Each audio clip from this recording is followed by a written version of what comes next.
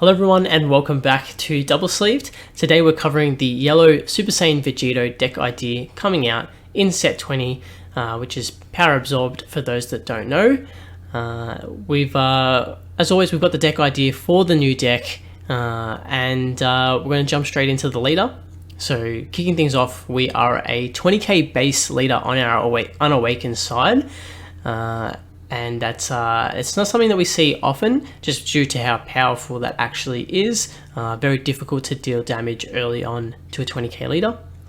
And auto, when this card attacks, draw one, pretty simple. And then auto, if you have 2 or more energy at the start of any main phase, draw 2 cards, add cards from your life to your hand until you have 6, and flip this card to its back. So we don't have an awaken, it's just an auto once we get to that 2 energy. And more likely than not, we're going to pick up 4 cards and then flip over to the backside, which is Son Goku and Vegeta Path to Victory. We're back to 15k here. The fusion's ended, Goku and Vegeta have been separated, so it's only natural that their power is decreased. But we maintain the same auto. When this card attacks, draw 1, with an added auto once per turn.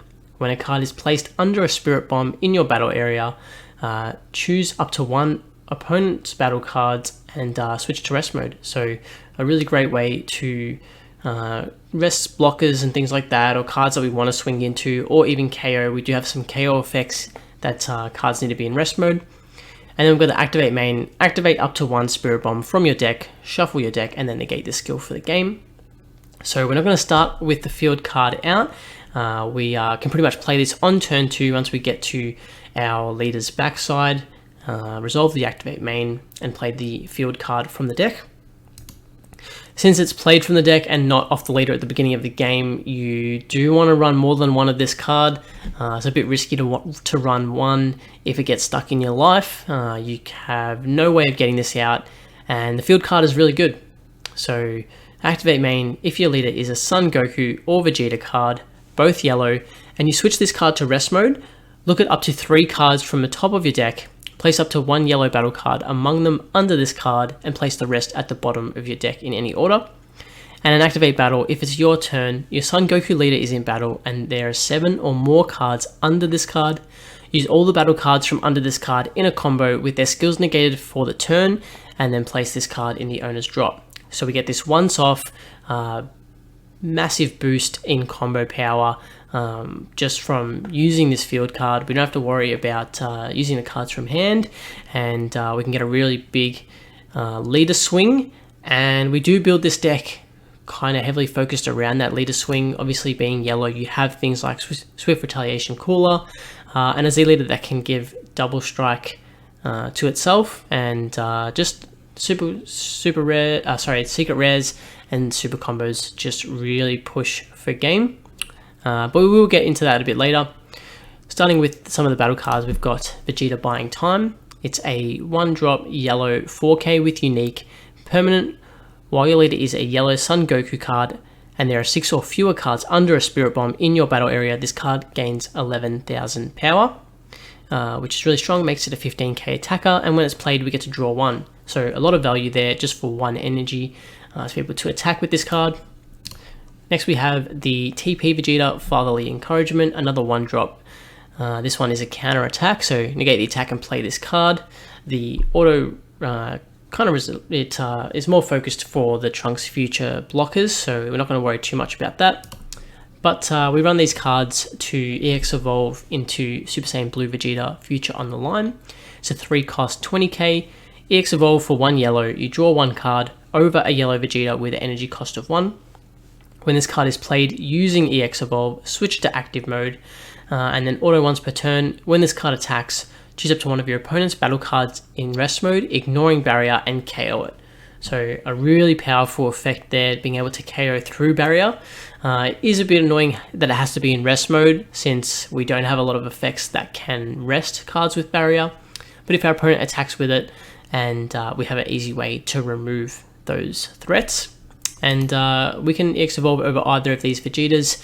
It's really great to be able to play this Vegeta for 1, draw a card, swing 15k, EX Evolve, restand, draw a card, and then we can play another Vegeta out if we have it, since we no longer have one on the field.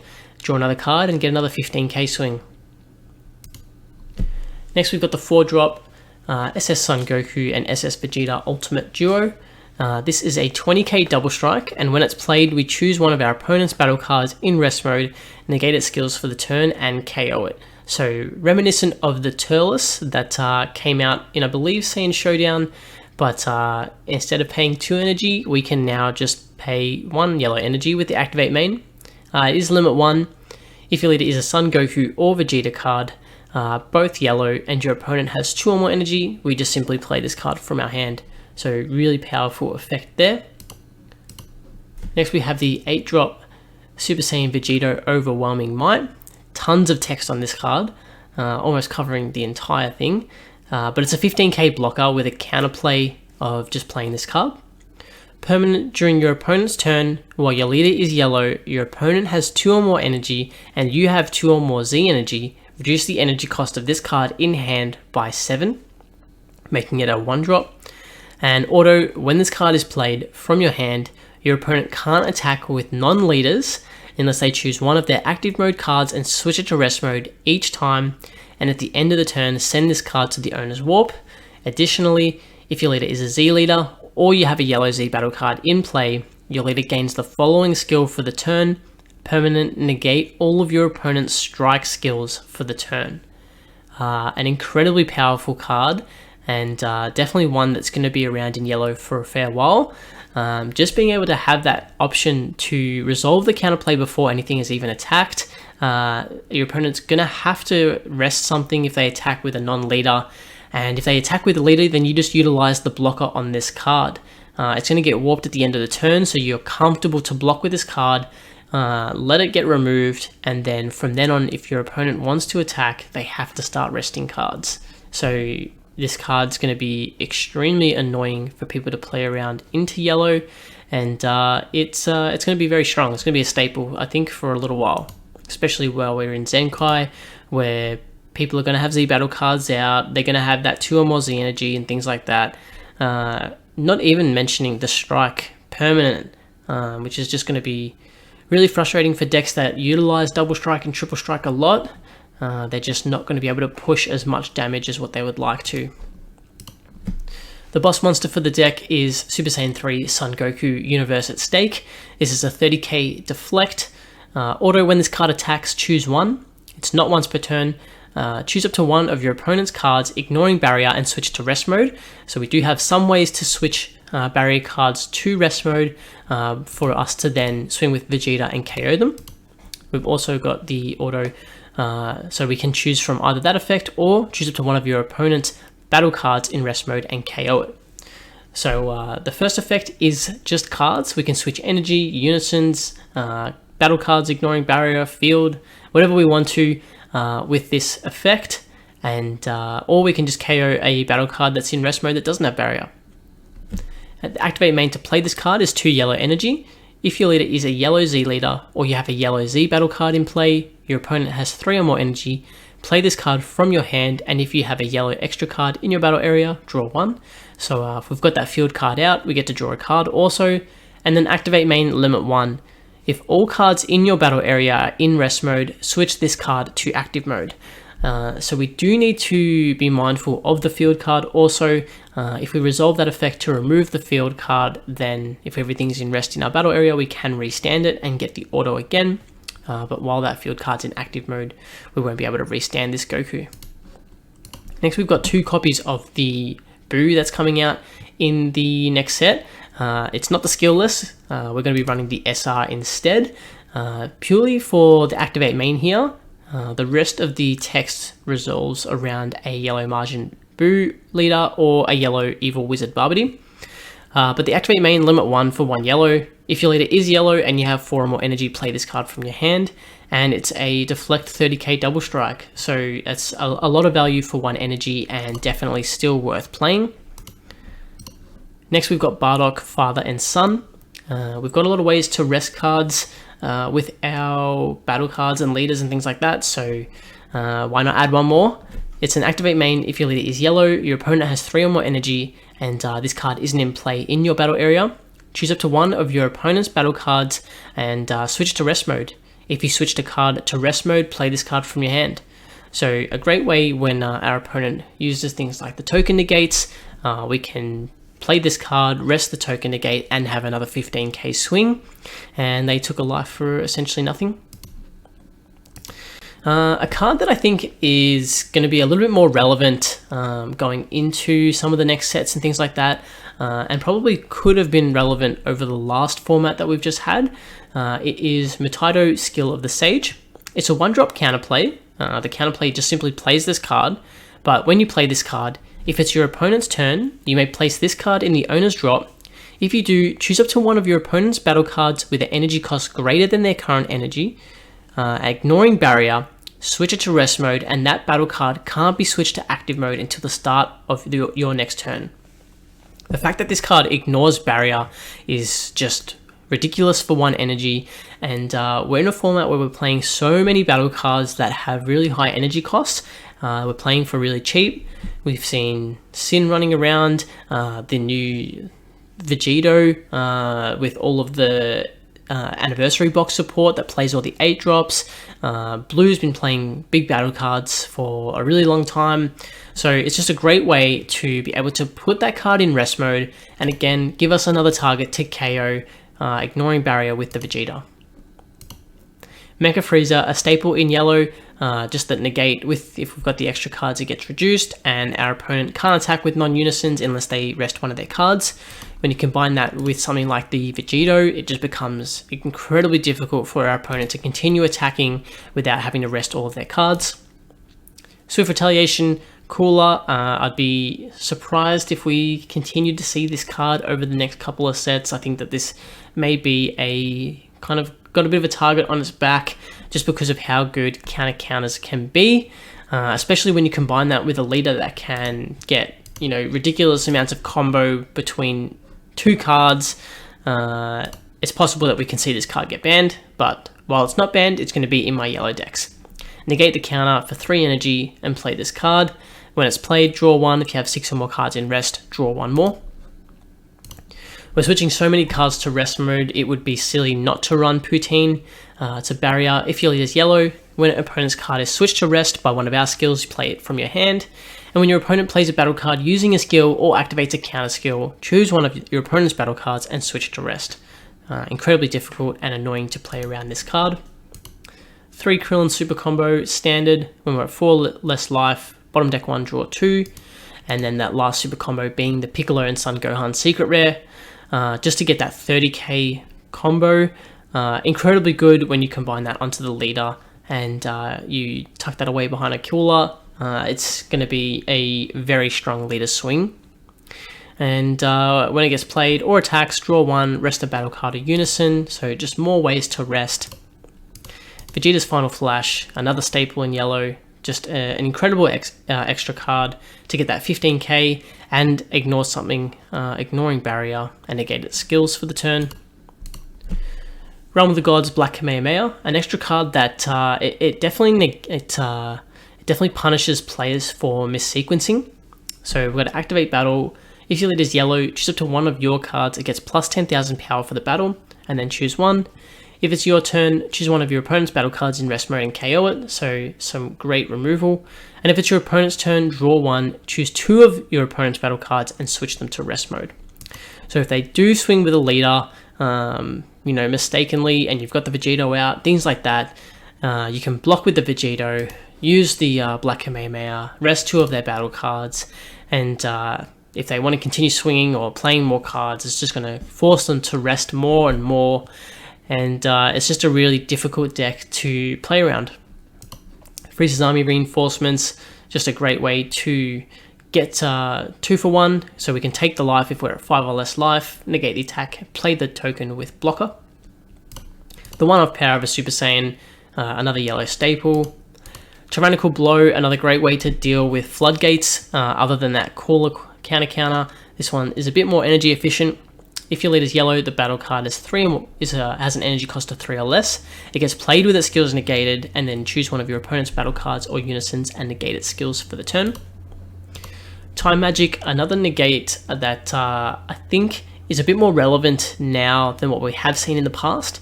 So negate the attack, choose one of your opponent's battle cards in rest mode, ignoring barrier, and it can't switch to active mode until the start of your next turn. And then we've got the permanent Sparking 5, so we can take the life if we have 5 or more cards in the drop to activate this card's counter skill.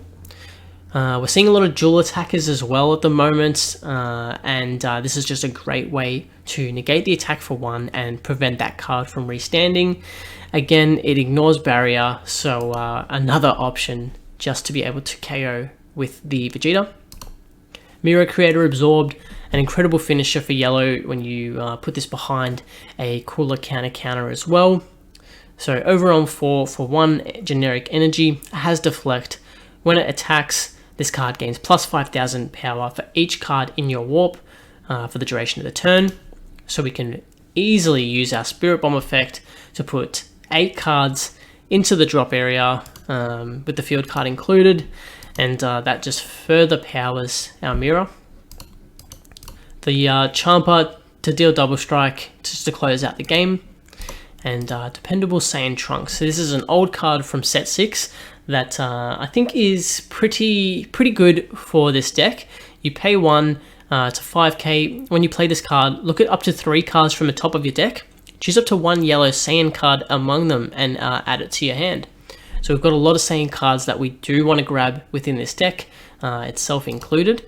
But you know, we can grab any of these 1-drops, the 3-drop Vegeta, the Goku Vegito, the Goku Bardock, and even our secret rare, which is incredibly good just to be able to search, grab what we need, and have a card that we can combo away if we feel the need to. And charge it into our Z energy.